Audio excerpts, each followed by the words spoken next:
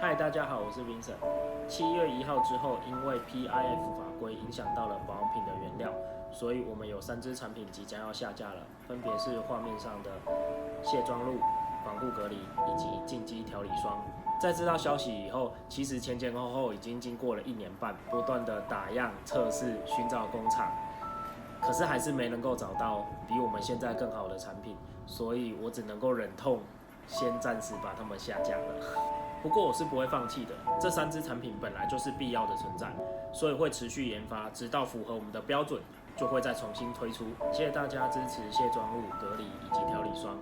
现在官网正在进行最后的库存出清，让真正需要的人可以带走。保存期限还很长，并不是因为快到期了才出清，是真的没办法，再继续保持这样的品质，也不想要将就。所以选择让他们好好离开，就这样吧。